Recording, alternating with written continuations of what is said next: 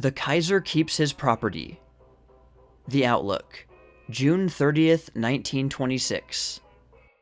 Because the referendum in Germany failed to approve the confiscation of the property of the princely houses of the various German states, it is not to be assumed that a majority of the German people would not like to see such property confiscated. The vote in the referendum was almost 15 million in favor of confiscation, and only a little more than 500,000 against it, but the proposal was lost because less than half of the qualified voters cast ballots.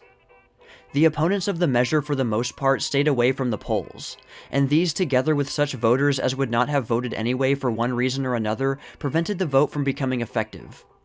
When it is remembered that in the United States, the vote cast in an election is often less than half the number of registered voters, it is not surprising that under the circumstances, less than half voted in Germany.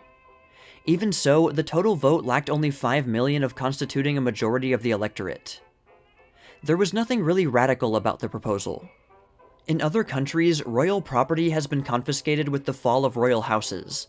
If the monarch, as long as he rules, is the state, his property is the state's property. Confiscation of his property is therefore not in the ordinary sense a seizure of private possessions.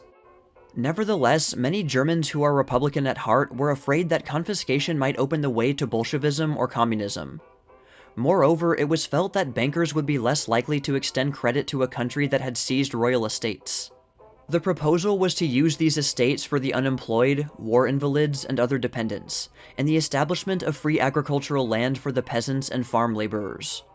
If this property had been appropriated without compensation, no return of the Hohenzollerns to power would have been conceivable.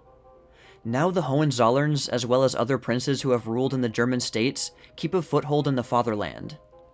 Still, those 15 million voters who cast their ballots for confiscation have given fair warning as to what would inevitably happen in case of any attempt to restore the monarchy.